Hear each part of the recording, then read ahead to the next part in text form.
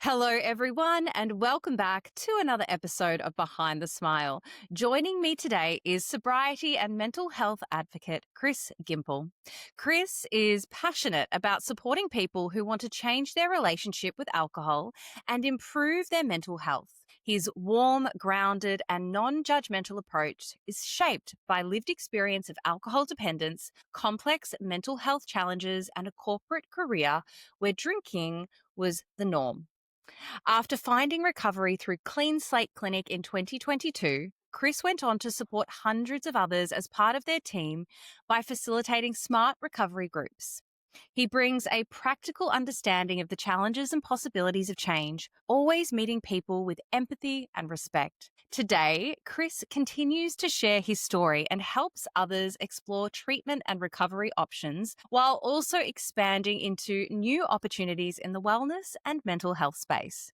He is especially passionate about dismantling stigma, creating safe spaces for open conversation, and showing that life beyond alcohol is not only possible, but full of growth and connection. Now, I had the absolute pleasure of meeting Chris in Queensland. I'm pretty sure it was last year. It was a bit of a whirlwind, that tour. I was running a workshop with Danny Carr, our mutual friend, and Chris came along. And since then, I've been super, super excited to lock in a time, which is happening right now, to have him join me on the show. So without any further delay, Chris, welcome to Behind the Smile. How are you today? I'm great. Thanks, Ash. Thanks for all your kind words. Yeah, I'm excited too. I know it's going to be an awesome conversation. We started almost getting a little carried away before we hit record, and I was like, no, stop. I always do that. We've got to capture this. This is gold. Awesome. Well, Chris, we kick off the show the same way every time, just allowing the audience to get to know you a little bit better. So could we please start by you sharing, where do you live? What does an average day look like? And what do you do for fun? Yeah, sure. So I live in Brisbane. I'm a Brizzy boy, born and bred. Have spent some time away, but I'm back here now and loving it, actually. During the day, most of it centers around my dog, Presley, like whatever he needs in terms of going out, walking, if he's hungry, etc. But of course, there's work that happens in between. But I'm not currently in an office too, which I haven't been for a while. We might touch on that today because it has its pros and its cons. But yeah, I love that I get to spend pretty much 24/7 with him. And for fun, well, no surprise, he's probably the answer too. Making sure he's smiling makes me smile. Otherwise, I love my sport. I love learning new things, especially now that I've got a healthier brain, which we might talk about too. But my brain's like, yeah, cool, give me something to learn, which I like doing that. I love that. Okay, I have to ask, because I am a dog mum and Frank is my world. What breed is Presley? He's a toy cavoodle. Yeah, Cute. he's super cute. He's 5 next week, actually. So he is a COVID dog, although he was well thought through. This wasn't a snap decision. Hang on a minute, Chris. What day is his birthday? I'm going to look really bad now, but I need to check his passport. It's 23rd, 24th, something like that. My dog Frank is turning 5 on the 25th. Are you serious? It could be Stop! 25th. I'll check it out. Oh my goodness. Oh, that is crazy. Oh my God. Well, and you know, I'm sure we'll dive in and out. I was thinking this morning about what I was going to talk to you about, and one of them, of course, is him. And yes, there's plenty of dog-obsessed people these days. But I just think it's so interesting to think about the role he's played in, funnily enough, I've actually said this before to people, he's the only person that has seen how bad it was for me and how good it is now. Like, he's actually the only one. Really? Yeah, I mean, I was living in Sydney when I first got him. And, yeah, of course, we spent stacks of time together, especially with the lockdowns and whatever. But even my family was still in Queensland, so they had seen me here and there for different visits. But it's quite ironic that we've just got this bond that he is the only one actually that knows the Chris before and the Chris that I'm kind of living now, which is pretty special, right? Yeah. Is that because you were hiding your drinking and those end stages? For sure, yeah. I mean, the socialization cuts down, although funnily enough, you know, dog pubs was something that I would often go and combine the two passions at the time. alcohol. What is a dog pub? I've never heard of that. Well, just any pub where, of course, the dogs Just sitting are outside. no allowed. Well, there's a good one actually. Quick shout out to the Carrington and Sydney Surrey Hills. They are allowed everywhere inside the pub, and there's even a dog menu. You can get dinner for them there. Like he has my steak and veg. goodness. Yeah, so Stop. I know. So do you know what? It probably didn't actually help my For drinking, sure. but I was either hiding it or I was at a dog pub. Let's put it that way. It's where you'd find me. One extreme or the other. Yeah. Oh my goodness. I had no idea that even existed. Well, next time you're in Sydney, the Carrington, Surrey Hills, you've got to check it out. I'm going to go check it out. I'll see. Well, now that we can take dogs on planes as well, maybe I'll fly Frank up there because he's also born in Sydney. We can go back and have a visit and then grab a meal. I might try and bring Prez down. Let's make a thing. Let's do it. Yeah. It's a date. It's locked in the calendar. Oh my goodness. I digress. I could literally talk about dog things all day long. As everyone knows, when I record the podcast in person, when people come to the studio, Frank is often sitting on the guest's lap. So if we ever get you to Melbourne and you come into the show and into the studio, cool. You'll get to hang out with him. We I'd love that. All right, Chris. So I've asked you to bring in a photo today. Now, this photo is from a time in your life where you were hiding behind a smile. So you were presenting one version of yourself to the outside world, but the reality was you were really struggling on the inside. So could you please describe for our listeners the photo that I'm bringing up on the screen now? What are we looking at here? And then what was happening for you at that time in your life? Yeah, sure. Well, no surprise, Presley's in the photo as well. But that's September 2022 is when the photo is from. So my birthday's in September. I'm the 20th of September. And that was actually on the birthday. To the right of me that you can't see in the photo, but that's me. And then I was with mum and dad. They'd come to visit me in Sydney. So I was having a good long think about what photo to use for this chat. And I think that one probably captures the best point in time of how things really were. So I was at the height of my alcohol dependence then. So we're talking probably at least, well, maybe 2 bottles of wine a day and beers beforehand generally. So quite a lot of a daily intake.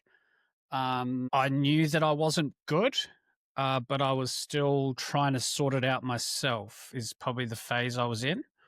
My parents knew that drinking wasn't great for me and that I couldn't really control it. But I think I've spoken to them since, and I think they were just trying to see if I could change with enough space and not sort of being, you know, how sometimes if you try and fix something for somebody else, it doesn't quite work. So they knew absolutely. that. Yeah. And it's so often I find that it's the people that are closest to you when they give you that feedback, we resist it. You know, like a stranger could 100%. tell you the same thing and it might land, but coming from a family member or a loved one, it just, for some reason, our natural instinct, or mine anyway, is to push back and say, there's nothing wrong. Don't worry about it. Yeah, and quite often that was my alcohol brain responding to them anyway. It wasn't really me. You know, I've always liked to, since I started working on myself, I've tried to separate. And what worked for me was just calling it my alcohol brain versus my true self. And yeah, the alcohol brain was well in control in that photo and at that time, where I was just prioritizing. Actually, funnily enough, that photo is from the Carrington in Sydney now that I think about it. I don't work for them. You know, good luck to their sales. Plugs. I mean, we're supposed to be encouraging people to not drink. I'm not sending you all to a pub, but you can get a Diet Coke. Yeah, and a Palmer. Yeah, I mean, you can get the same experience at the dog park too, right? And it's cheaper. But look, it was just it was a pivotal time. So that's only 2 or 3 months before I actually started my remote rehab, if you call it, with Clean Slate, where I did like a full detox and withdrawal. I was only a few months away from the real tipping point of me just actually trying to cut alcohol out. Yeah, wow. And can you describe for me what a typical day in your life would have looked like back in September 2022? Yeah. I mean, certainly waking up late, feeling the effects of the night before. Probably wouldn't get up till 8, 9 o'clock, something like that, wherever I could maximize time in bed after probably staying up way too late and drinking every night, of course. Um, and it would only be an hour or two before I was planning when will I drink again. Mm. I was fortunate. Like, I realized there's a scale with this, as you would know, and it's different for everyone. Fortunately, I didn't have tremors, or I didn't need to drink to sort of go back to sleep or as soon as I wake up. But that's quite common for some people. Mm. I was, I guess you could say, lucky in the sense that I had a few hours reprieve in the morning. And it's quite funny. That's probably when the true Chris was fighting to say, like, do you really want to keep doing this? Like, is this really gonna, like, have you worked out how this is gonna end? And I would just, of course, try and ignore it and be like, I'll change tomorrow. And I'll Mm. go drink at lunchtime and just so I can feel better and kind of Mm. carry on from there. So that was often a typical day. I was still very functional. I was still working and everything. I Mm. wouldn't say, I wasn't rolling around on the street, or it wouldn't have been super obvious to everyone. Although, of course, we always think when we're in the grips of it that no one knows. I'm sure lots of people Yes. knew. Yeah, Exactly right. Yeah, I was also working in the corporate environment right up until my rock bottom, and I was convinced that no one really knew anything. And then it's only been since having conversations with people from the old organization that I was working for who said, "Yeah, we were worried. We didn't really know what to say or do, but we knew something wasn't quite right." But when you're still showing up every day, I never went to work pissed, although I was probably still affected from the night before in some way. And I often think about that. It's the same when I used to lie to myself saying I never drank drove, but the reality is I definitely would have been over the mm, limit when I got in the car at 7 o'clock, the following morning. So it's that rationalization and that justification, isn't it? That's so insidious. That's what this disease does. It convinces you that next time it'll be different, or perhaps it wasn't really that bad. And I find that that's where it can really keep you in the grips, where you're almost just stuck for sometimes years, decades, or a lifetime. oh, for sure. And I think it's important that hopefully that's a message that is helpful for people who are trying to support others or loved ones, or not knowing how to help, because I feel like it can often come across that the person that's in the dependence wants it to be that way forever and is loving Mm. life. It's not true. It wasn't for me. It wasn't as if I wasn't battling myself, but no one can see the ping pong match that's going on in my brain, right? Like, everywhere, Mm. to anybody else, we've got to have compassion for people that are trying to fight the fight. And just because there's a drink in their hand doesn't mean they don't care about what they're doing, and doesn't mean they've thought about stopping. It's just the grip that it can have, and it can take a lot of work to just separate from that. But Mm. I think that's an important one for us to never forget is, and I often would hear it, especially when speaking with people at Clean Slate. Yeah, there'd be like partners or friends like, oh, you're drinking again, but there's a version, the change has started in your head well before the drink gets put down. Mhm. That's what I would Mm. always say. And that's a positive too. Like, you can say to people that you can change today. And I'm not encouraging people to have more than they should, but they can still be drinking and have started changing. So I that's cool. I literally had this conversation with somebody an hour before we got on the call. I was messaging a client, and she has been in the grips of a relapse, but she has accumulated more sober days than drinking days in the last year. Yeah, great. And I said to her, don't lose faith. Like, you don't know when your last drink is. It could be today. Like, it could be tomorrow. And it's just that intention of not giving up and continuing to listen to the podcasts, do the meditations, do the journaling, get support wherever that looks and feels right for you. And we can talk more about that a little later. But it's not lost. The effort is not lost, even if it's not looking like you want it to right now. It's that intention to want to continue moving towards that long-term sobriety that counts. Yeah, yeah. Well, that's great that you're supporting her in that way, and good on her for having already got someone in place like yourself, right? So that she's already changing. I'm sure she'll get there. But Mm, another, people sometimes need to hear you didn't get in that spot overnight. So you're not going to get out of it overnight either, right? So exactly. every day that your brain, it's funny actually, it reminds me, like, personally, AA wasn't an avenue I went down, but I fully support it for people that it works for. Mm-hmm. The reason I bring it up is I remember hearing one day at a time. From a very young age, I kind of knew that catchphrase, but I misunderstood it. I thought that was gripping the walls and just holding on for one day. But now I really think about it differently, especially the brain and how the brain works. I love to position it for myself as like, well, it's just another day my brain learnt not to drink. And it's Yes. another day that I taught myself I can relax without, or I can deal with a bit of stress and it does pass. So even when people are like trying to break down this whole journey that actually never bloody finishes anyway, then it's like just one day, like literally one day at a time. But that's not like some preachy or like, oh, just grip on and hold on for dear life. It's actually just like, just do what you can, and one more day your brain is realizing, oh, actually I don't need it, and it's just going to chip away at what those patterns were that were established before. It's that slow rewiring of the brain, Hmm. and it happens at a different pace for every single one of us. So you can't compare what your journey looks like compared to somebody else. But I love what you said then as well. Is like, if it took you 3 decades to get to this point, maybe it's going to take more than 3 days to turn that tide and change that. It makes me think in your own life experience, Chris, like what were those prevailing factors? What were the things that you think contributed to becoming alcohol dependent within your own life? Certainly, anxiety's the number one thing I think of for that answer, which I still have today. But of course, as we've just touched on, I guess you learn different ways to manage it.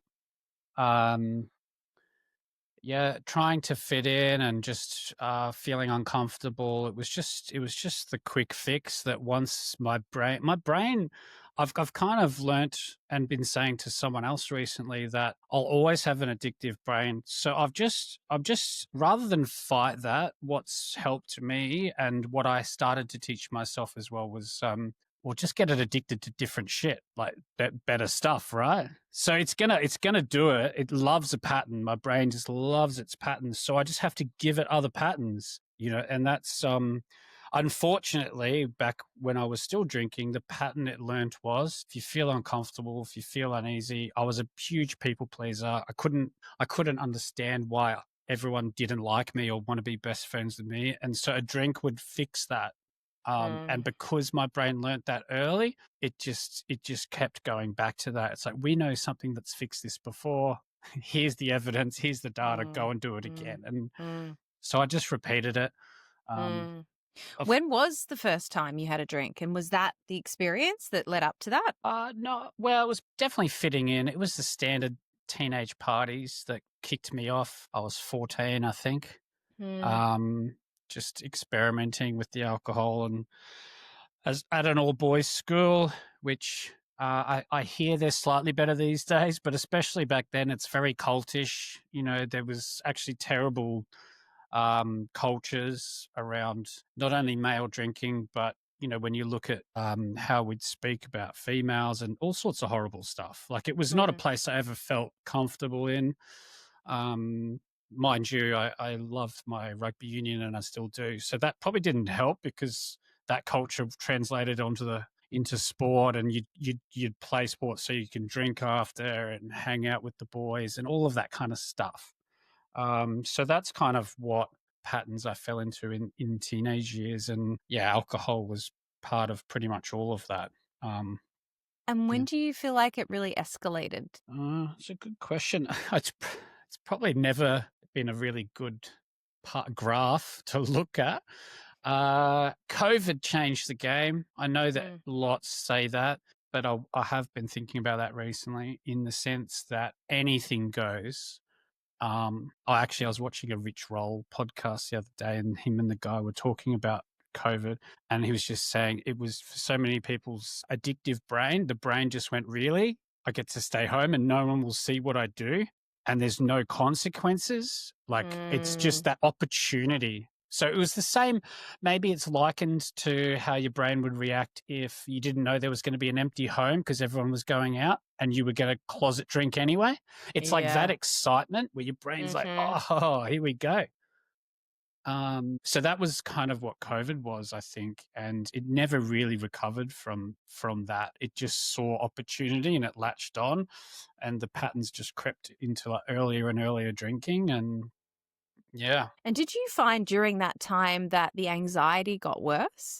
Yeah, definitely the day and days after, but of course the problem being I would drink that away too. Mm, Um, I was the same. So, I mean, depression and anxiety, it's quite ironic when I look at my own behavior. Like, here I was depressed, taking medication and drinking. So it's like, what, what was I really expecting the outcome was going to look like, you know? Yeah. Can I ask though, because I was the same. So I was put on Lexapro in 2018. This is 2 years before I got sober, and I was never told not to drink on that medication. Uh, yeah, I'm trying to think. I probably was told uh, I would I would be asked how much I was drinking, and of course, Mm. everyone self-reports way less than what Correct. is true. So I wasn't Mm. helping myself either. Yeah. What I personally think hopefully will change over time is because it's more prevalent and people are getting the help, which is great. I think that the follow up, or like what you then do with that and how long are you going to stay off it and what are you learning instead? It's kind of Mm. like it kind of I feel like it's different, of course, for everyone. I'm not a medico, but I feel like it buys some time for you to try and learn better habits. But Yeah. unless you do that, where are you working towards? And like you've got to still do some work. I guess what I'm trying to say, sorry, it's not going to fix everything because you've swallowed it every morning, right? You don't Mm. you take it, but you need to have some action as well that you're at least trying, even if that's in your mind. If you're Mm. training your mind to think positive or being grateful, or you're like we said earlier, rewiring. Like you've got to do something in conjunction with it, I think, or you've got to join groups, or you've got to speak to people and say, I'm Mm. trying to question what life is like and I want to find others, I want to connect, and I want to feel better. I want to Mm. realize this is not just me that's got this battle. You've got to Mm. do something with it, I think. Absolutely. I don't remember the exact numbers. I'll try and find them and put them in the show notes. But I remember there being a study that came out about medication for depression and anxiety. And of course, we know that, for a large number of people, they work. Funnily enough, when I stopped drinking, I stayed on my medication for another year and then I eventually came off everything. But, it was no surprise that it started working a lot better when I wasn't drinking on it. Mm. But they say that when you couple medication with either psychotherapy, psychology, working with a coach, getting into a support network, it just amplifies the efficacy of those medications tenfold. So it's such a good point that you make there that we need to take the action. It's not just about, again, putting something into our body to make us feel better. It's like rewiring the brain and actually finding those new connections and that new way to be. Yeah, and I think same goes for taking the bottle away, right? You don't just take alcohol away and then things get better. It's a good Mm. start. It's a great start, but yeah, the rewiring has to happen. There's a few things that I wish I had known before I went through my recovery. That for the first few months, I actually probably felt worse than I had on any other bender that I'd ever had. But I was doing the right thing. So you can Mm. see how easy it is for people to say, "Really, you guys are full of shit. Like this is not better." Um, What do you you mean by that? Like, for somebody who's listening who's Oh, sure. not experienced it, like what was worse? Like, I fully know what you mean, but for someone who maybe doesn't, what was worse about it? I would describe it as like a haze, a jet lag. My brain just going like, "Oh, fuck it. What did you do for the last 20 years?" And now I'm going to try and recover. I don't remember much from that first few months. A lot of people have asked me to just sort of recall stuff. I don't know what I did. It felt like one long day. I was always tired. My moods were shit. I mean, don't get me wrong. I still had some good moments, but literally my body and brain was recovering like like from the effects for a few months. I reckon it was. If I had to put it on a scale, it was like 3 months after not drinking that I started to feel, oh, this is Mm, kind of cool, and they weren't mm, full of shit. The people that have mm. been telling me to stop. Totally. Now I know what they're talking about. And then conversely, another thing that people can experience sometime is the pink cloud. And that's where you Mm. get sober. And all of a sudden, and this was probably more my experience because I wasn't putting this poison into my body every day, all of a sudden I started feeling really good and I was actually getting consistent sleep and my skin was clearing and I had more energy. And I thought, oh my God, I feel amazing. But here's the thing that also doesn't last. Yeah, you know, the body's always going to bring us back to homeostasis one way or another. So yeah, it's just about being patient with whatever the experience is and trying not to label it and just having faith and trust that it will get better as long as you continue to put in the action and stay connected. So can you just go back for a second, Chris? What was that rock bottom or that turning point for you when you went from being a daily drinker, consuming, those beers at lunch and then the 2 bottles of wine of an evening and waking up every day hungover? What was that moment, if there was one, where you thought, I'm done, and then you reached out? yeah. There's no. Sometimes people have got a sort of significant event they can tie it to. I didn't. Um, Although, as I sort of alluded to earlier, I knew that my family were worried about me. So, if I could describe it as I knew that the clock was ticking, like I knew that something was going to have to change, like whether they were going to do an intervention or something. I hadn't really thought about this at the time, but I think just subconsciously, I knew the walls were closing in. Like this can't keep going. You're either going to do something real stupid, like as in, like, I remember riding an e-scooter a couple of times when I shouldn't, basically. So let's just say, like something's going to happen. You're going to have an accident, or you're going to lose your job and you won't pay rent, or something's going to happen, or you're going to have to just this train's derailing and you're going to have to do something and stop it. Otherwise, it's inevitable. I Mm, think so. If I had to put it down to anything, it was just that. I was for once I was actually honest with myself and going like truly honest and going, okay, like this can't keep going.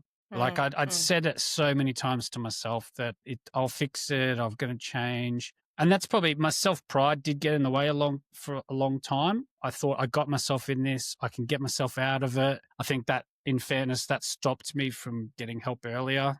I was probably one of those people that's like, I'll fix it, don't worry about it. I should have just acknowledged it's okay to say to people, like even in that photo, right? I'm sitting there 2 or 3 months before I get sober, and I didn't. If I could have sat there and talked to mum and dad and gone, "This is actually what's going on, and I think I need help," but I didn't. I was still just holding on to go, "No, I can sort it. Don't worry," you know. mm. And I think I just got to a point where I was like, "Yeah, like you." I think I've described it to people as this movie is shit. Like this movie's not going well, and it's like, are you gonna push stop on the old VCR, or are you just gonna let it play? Like it's Yeah. Yeah. I get it. I get it. And it takes it. We have to get into enough pain to realize that the only person who can make the change is ourselves. No one else can yeah, save you. yeah, yeah, There exactly. has to be that something. And I love that you don't have that exact moment because I actually think more people don't have the moment. And especially if someone's listening along right now and they're in a pre contemplative state and they're thinking about getting sober, just know that you don't need to have this rock bottom where there's a huge loss or a huge consequence. Like you can stop today. Like you can. There's absolutely no reason why not.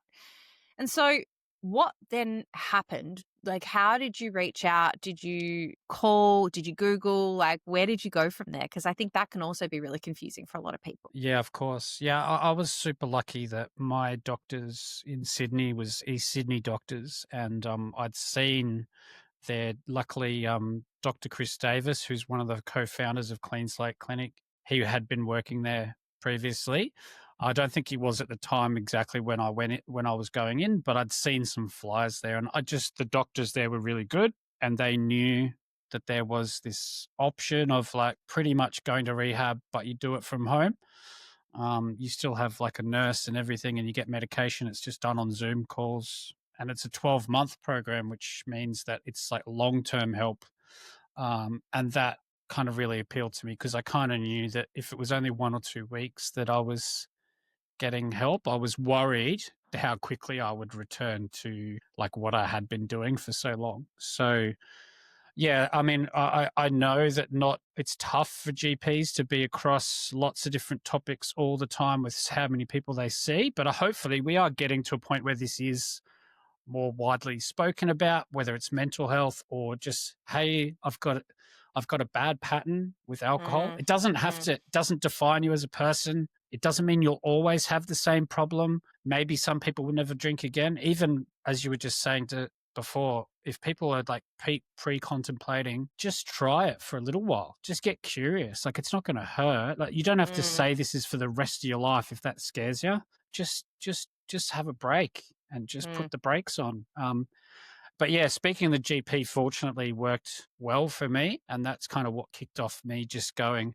Once I'd had that conversation, the cat was out of the bag. You know, it wasn't something I'd not spoken about. I was able to tell my family that I've spoken to the GP. And I And think how soon mm, after did you do that? tell the fan, Yeah. oh, like straight away. Awesome. Because I think I knew like, uh, without taking up too much time, because it would probably start a whole nother story. But my mental health, unfortunately, was my self worth and mental health was that poor. I knew what I was doing was not good for me. But if I'm really honest, I didn't care about hurting Mm, myself or what was helpful for me. I do care now about myself much better. But what was helpful for me at the time is that I was impacting others. That's actually what made me change. So I actually was very happy to tell my family that I've gone and done this because I didn't want them to worry. Funnily enough, I didn't give a shit that I was killing myself. mm. But I cared that my family was in another state and they were like a bit worried. So, but that was luckily they were, and that I had that, and it helped me make some change. Yeah. Chris, that is the exact same experience I had. I remember knowing, like, there were points where I was thinking to myself, I may not wake up tomorrow. You know, I was mixing a whole cocktail of things and I had lost care. I didn't care about myself anymore. My self worth was so low, my self esteem non existent. And it was the look on my mum's face when I walked through the door after being out on a bender all night, coming in at 8 o'clock the next morning, and she was broken. She was shattered. And it was like in that moment, that was like the lightning bolt that hit me. And I thought, I can't keep doing this to her. And that was my turning point, my rock bottom moment. And it's so interesting that you had the same experience. And again, I just want to echo for anyone listening along. Maybe you don't feel like you're worthy of this life in recovery, but I can guarantee you there are people out there who love you dearly, who want the best for you. So if you can't do it for yourself, try for them. And also what you said, I love about like, just give it a go. You know, I've never met anyone in my life who said, gosh, I wish I didn't do that 6 months sober. I wish I didn't do that year sober. Like it just doesn't happen, you know, and No. there's a reason for that. No, and well, yeah, 100%. And thank you for sharing that about yourself too. That's super cool. Like, good on you. And Mm, I know the feeling. Yeah, that's the thing. You've just got to find a reason why. And actually, what's interesting is your reason why you're doing this always changes too. I think. So when people are like, "Oh, why did you do it?" I'm like, "Well, first of all, it was for my family. Now it's because it's for me. A lot mm, of times it was because I wanted Presley to have his best life. Like, yeah. there's plenty of different reasons every day that I'm doing what I'm doing. It doesn't define, again, it's just a point in time. It's just a phase. I personally just don't like the label of it. I was scared of calling myself an alcoholic because I thought that means for the rest of my life, that is Mm-hmm. who I am. And so what worked for my brain was you just got yourself in a shit pattern for a long time and you're going to have to just do some better patterns and Yeah. make that as long. Like, Mm, you got 20 years of data to negate, mate. So totally. Yes. So for the next 20 years, try it this way and then decide. yeah, there you go. Yeah, then I've reached my equilibrium, right? Yeah. Exactly, exactly. So, Chris, what were some of the things that you did and perhaps continue to do to create that rewiring? What's really worked for you? I think just distraction can be a good one. And when I say that, I'm just thinking of examples of like these feelings will pass. Mm. I had never, when I stopped drinking, it was like I had to relearn every single emotion. My body and brain had forgotten what it felt like to be truly happy, sad, scared, anxious, tired, everything. So I guess I was just, as you can probably tell, for me, it was like data collection. It was like this Mm. big experiment. And I'm like, okay, well, that's a bit funky. And as our mate Danny says, like, I just got curious about it. Like, oh, Yeah. that's interesting. And then I just Mm. would either write it down or just think about it, and then I just move on. And also separating my alcohol brain was super helpful. So Yeah. if it's like, it's not, there's a good one. I've listened to so many podcasts, can't remember the exact one, but just that we're not our thoughts, right? Like our brain, just because our brain says it doesn't mean that's actually what we want to do. It's just firing random shit at us. And the alcohol brain was just like, dude, do this, do that, do this, blah, blah. And I just realized that I could ignore it. Yes. Isn't it crazy with our thoughts how when you have a thought, if you entertain it, it's almost like the thought wants you to play with it. It wants to Mhm. create this sort of dance, and there can be this back and forth and this frustration and irritation and all of these things. But if you were just to simply say, huh, that's interesting. That's interesting that my brain is telling me right now that I'm not good enough. What a funny thought. Okay, thanks for that feedback, brain. See you later. And that's it. So it's like a simple, like you bring it in, you look at it, and then it's like, you blow it away. Or it's like Yeah. clouds passing in the sky. Like, I think we're so conditioned to attach onto these thoughts. And I often say to my clients, it can be really hard and it can be really convincing because this thought is coming from your voice and it's inside your head. So it's really loud. But when we can learn to pause and then question the conditioned thought, 9 times out of 10, as you said, it's probably not true in the first place. And it's once you stop giving the alcohol brain that time of day and that attention, it gets quieter and quieter and quieter until one day you can't hear it anymore. Yeah, 100%. I liked one that I liked was I just created a waiting room in my head. So when the thought came in, I told it to come into the waiting room and sit there. And I pictured like this shit doctor's waiting room with, those shitty magazines, or the dentist when you had to just sit there and like, especially when you were a Yes. kid. And I just put my thoughts there and I was like, I'll come back to you maybe later. And then I walked off. Like, that's what I visualized. Just like being in the doctor's office. Yeah. I was like, yeah, you can take a seat in the waiting room if you want, but I've got other thoughts to deal with first that are a bit better. So yeah, and like you said though, that takes practice, and we've got to remember that our brain is so used to doing things for a reason because we've taught it what to do. But Mm. just as get addicted to better things, like just as good, like the best thing about having an addictive brain is how quickly it can learn good shit. So you've just got to teach it some good shit, and you'll be Mm. surprised how quickly it starts going to, hey, do you remember you've got to go for a walk? Because it's 4 o'clock in the afternoon. We always do that every day. And you might have been, Mm. it's 4:05, and your brain's like, what are you doing, mate? You got to get outside. Time to go. Mm. Is exercise something that has changed? Because you look so different from the person in that photo. I'm the same. Yeah, I've certainly. Well, do you know what's funny? I wasn't stopping to lose weight. I didn't lose any weight in the first 12 months. The reason, which is fine, I was quite happy to be not drinking, but I Mm. was substituting. I think everyone knows who's stopped drinking for a while that sugar is a real Oh. challenge. Yeah. Mm-hmm. And we would talk about that in our smart recovery groups quite a lot. A lot of people are like, is this okay? Like, I can't stop eating lollies. And, we're like, let's put it in perspective, right? Like, if you were before drinking poison and now you're eating sugar, as long as you're conscious of it, I'll never get a collaboration with Diabetes Australia. But I do say to people, it's fine for a while, Totally. and then you can move to another phase to change that habit, maybe. But anyway, point of the story, yeah, I got addicted to ice cream and ice magic because I was just being real nostalgic with it as well. Yeah, and I actually had that every night for 12 months, so I didn't lose Yeah. any weight. But after that, I did a detox from ice cream and ice magic, Yeah. which is so interesting how similar it is when you stop sugar. I'm actually in week 2 of a detox now from sugar again because I had lapsed on sugar 2 weeks ago. Um, but just how for the first few days after it goes looking for it, then you're like, nah, we're not having it anymore. But yeah, exercise actually. So I think, sorry to answer your question, exercise definitely, but not Mm, like crazy. I'm not some mm, ultra marathon runner that's heavily into that. I just do a bit of exercise now, and it's actually my eating that's gotten mm, better. mm, And I've also been teaching, as kind of side note, but I've been fasting occasionally, just skipping meals where I can in a healthy way. But because I'm teaching my brain just because it's hungry, it doesn't get food.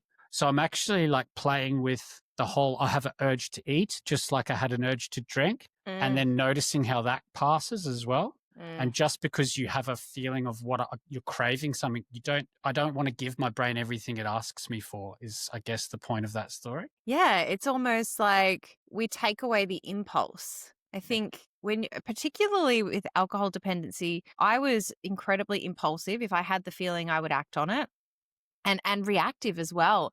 And it was actually getting sober and then building a meditation practice for me that allowed me to start to cultivate that space, that time, and that pause. And so I too can now go, do I really need that? Is that really what I want? Or is this habitual? Like I'm such a chronic, if I'm bored, I eat.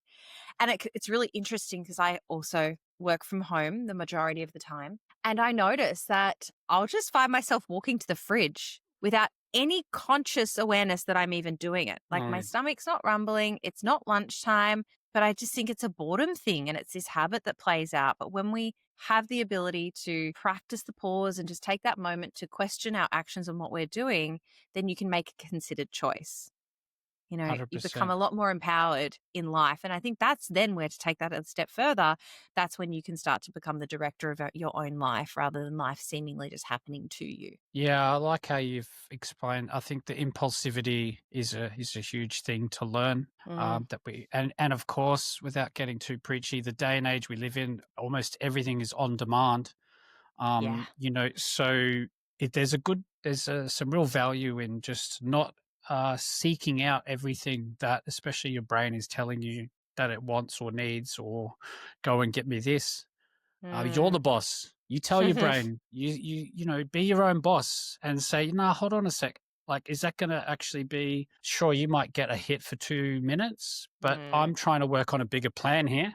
Mm. Mm. Have that Yes. conversation with yourself, you know? Yeah, that's really cool. I really like that. Hey, Chris, you and I were chatting earlier before we started recording about how life in sobriety, whilst it's far better than any days of drinking, it can also be hard at times and challenging. And I think it's really important to shed a light on our experiences in recovery. Like I'll always talk about the fact that, at 5.5 years sober, I'm still navigating stuff that feels shit and that's gotten actually harder.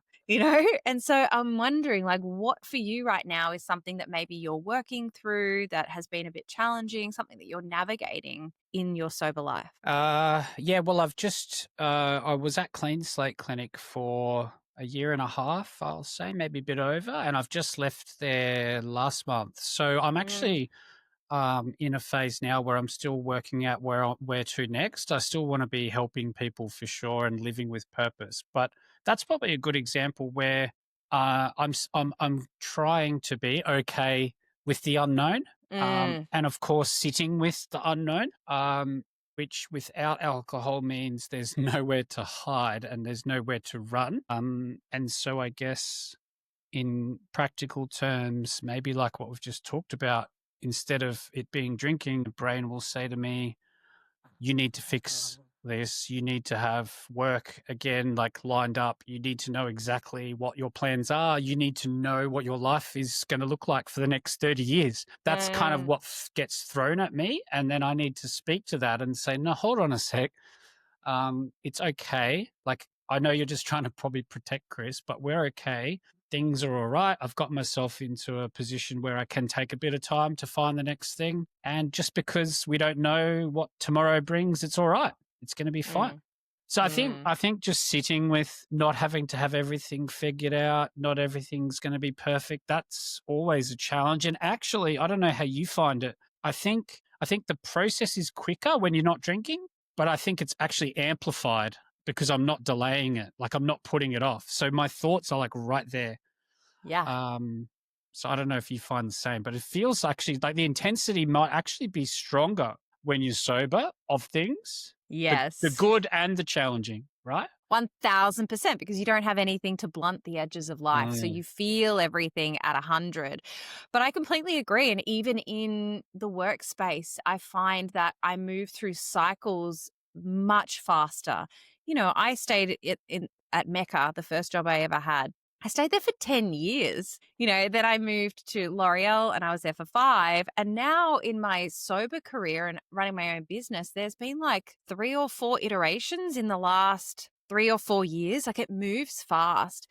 But one of the things that I had this realization while I was actually overseas, just a little while ago, earlier this year, is that it's this reminder that the more I can get out of my own way, the universe will reveal the path that I'm meant to be on. And I can too get so caught up in, because I think this is one of the really cool things about sobriety is it opens up the doors of possibility. And so I think to myself, well, I could go down that path and I could really focus on that lane, or I could do this one, or I could do that one, and what lights me up the most. And I want to make sure that I'm finding balance, because I can tend to fall into workaholism. So I'm really mindful of that now. And then you can even hear with the pace of my voice as I start to speed up how quickly and what it feels like in there. It's noisy, it's busy. And so what I'm really leaning into at the moment is actually forcibly paring back, doing less to create more spaciousness for what I'm meant to be doing rather than what I think I should be doing. And my goodness, it is hard. It is painful and it is scary, because I think as well, I don't want to miss the boat. I don't want to, like miss the opportunity, but I'm like, no, no, no, no. Let's really think about what feels in alignment, what is true to who I am today, whilst also really letting go of the expectations of others and what other people think, because that's been something that's, crippled me my whole life. And in allowing myself to do that, I have such a deep faith now and a trust in my God that I know it's all going to be okay. But yeah, it's certainly not easy. It's stretching me, to say the least. Yeah, that's super cool. I like you say, it is just creating that space for Mm, things to happen. mm, And they mm, certainly do all sorts of mm. things. But that's life. That's yeah, like what we touched on it, which is I love being super honest to anybody that's considering sobriety, even for a short period of time, long period doesn't matter. Yes, it's not all sunshine, rainbows, daffodils. But sometimes when you're going through a hard path, you're just choosing which hard you want. And so you need to remind yourself, okay, this might be hard, but how easy is what I'm doing right now?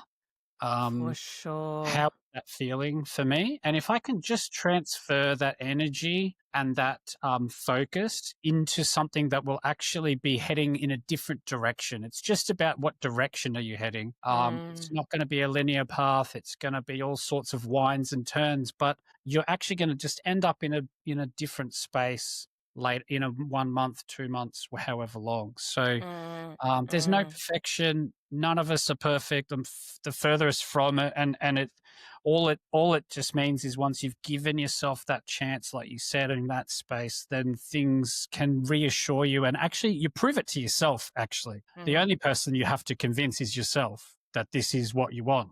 It doesn't matter about anybody else. Exactly, exactly. It's like that idea of doing the same thing and expecting a different result. What I can guarantee you is that if you continue to do what you're doing right now, you'll stay exactly where you are. And so even though the idea of removing alcohol can seem really scary, I was terrified of the thought of having to live a life sober and how I was going to show up, and friendships and socializing and all that stuff that kept me stuck for so long. But when you lean into the fear, you step into possibility. That's what's really exciting about, I think, this life that is on offer, um, rather than what felt like for me Groundhog Day. I was stuck on the hamster wheel, the same thing day in and day out. And now, literally, almost every day of my life looks different, one way or another. Yeah, yeah, Yeah, that's yeah. awesome. Super cool. Hey, Chris, there's one final question that I have for you here on the potty today. And it's a question really that helps us to understand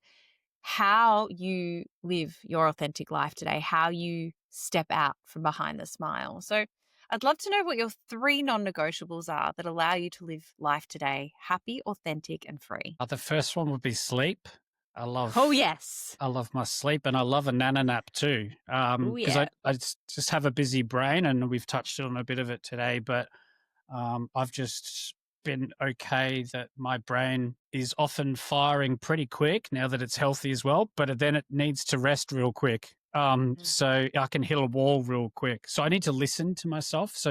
But anyway, sleep, time with Presley, absolutely non-negotiable. Mm. And the third one would just be, I think, helping others actually, Mm. and just letting others have some space to chat, ask questions, talk about things like we have today. If it's going to help somebody just move one stage in their own thoughts or process, then that's cool, right? Like we're all in this together. There's like we were joking at the start. I didn't realize there was fucking legends that were sober. I know that there is now. For Yes. some reason, I think my alcohol brain had told me, nah, it'll be boring as don't worry about it, but Yeah, it's same. not true.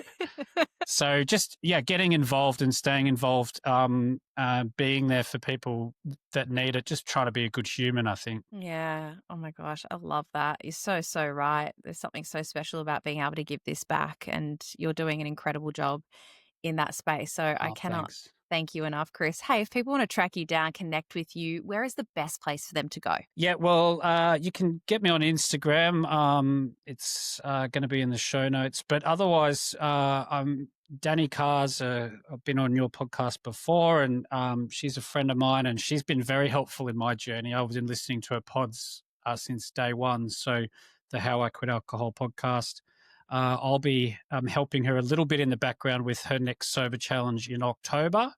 That's for 4 weeks. I actually joined her June one, and it was super awesome because you got to picture a group of people who are all wanting to change, have no fucking idea how, but you're kind of in it together.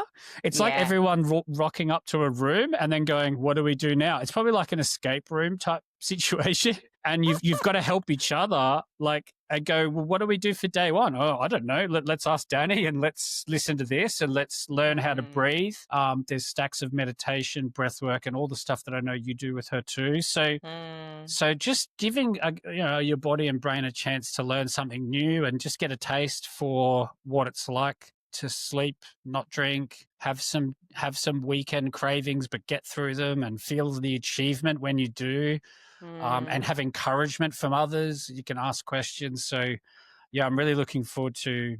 I'll be in that next group with Danny in October, and actually, I know you guys are in Bali shortly. You guys have got. Yes. I I'm think by actually the I'm missing that one. I'm in the next one after you got, like, in September 20th. I'm with Danny in her one then. unreal. Oh, so good. Yeah. So good. Yes, I think we're flying out very soon. By the time this episode drops, you might be in Bali. So Oh, cool. that'll be Yeah. divine timing. Yeah, and again, so that's a whole nother chat in itself, but it's the first time I've been overseas since I've been sober. So I'm really looking forward to. I wanted to make sure it was based around something like that. So it's going to be something Yeah. new for me, but I'm going to be with people again that are all trying to work on themselves. And there's just this real power of being around people that are trying to do the same thing. Absolutely. The power of community is undeniable. And whether you're doing that in a group program, by coming on retreat, by walking into a 12-step meeting, whatever it is, however it looks for you, it is absolutely a foundation, I think, to living a life of recovery and being happy at the same time. Like we said before, like you don't want to get sober and be white knuckling it. Like, that's so not the point. You can live a life that is truly happy, joyful, and free. So I'll make sure I pop that information in the episode show notes. Chris, again, thank you so much. We say here on Behind the Smile that when we recover loudly, no one needs suffer in silence. So thank you so much for being here today, for sharing your story. I'm truly grateful. Thanks, Ash. Thanks, Chris.